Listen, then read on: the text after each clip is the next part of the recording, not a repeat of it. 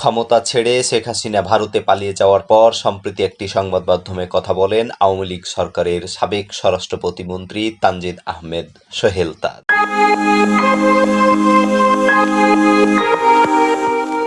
সোহেল তাজ বলেন, বিডিআর বিদ্রোহের তদন্ত কাজ আমার ভালো লাগেনি। সেখানে অনিয়ম হয়েছে। আমি স্বাধীনভাবে কাজ করতে পারছিলাম না।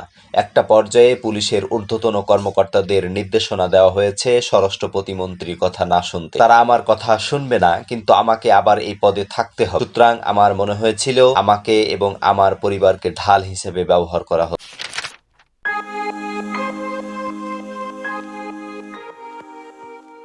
সোহেল তাজ বলেন, আমার পদত্যাগপত্র গ্রহণ করা হচ্ছিল না।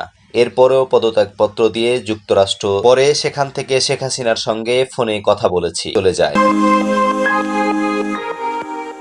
আমি বারবার বলেছি আমাকে ছেড়ে, কিন্তু তিনি আমাকে ছাড়বেন না। ওটা ছিল আমার জীবনের সবচেয়ে বিস্ময়কর ফোনালাপ। সোহেল তাজ বলেন, সবচেয়ে আশ্চর্যের বিষয় হলো শেখ হাসিনা ফোন কলে গান গাওয়া শুরু করলেন। তিনি গাইলেন, আমি তোমাকে ছাড়বো না, আমি কাউকে ছাড়ি না। আমি শুনে অবাক হয়ে গেলাম। এটার মানে কি? প্রধানমন্ত্রীকে আমাকে হুমকি দিলেন নাকি স্নেহ দেখালেন? অনেকেই বলেন এটা স্নেহের একটা বিষয়। এরকম অনেকগুলো কারণে আমি পদত্যাগ করেছি।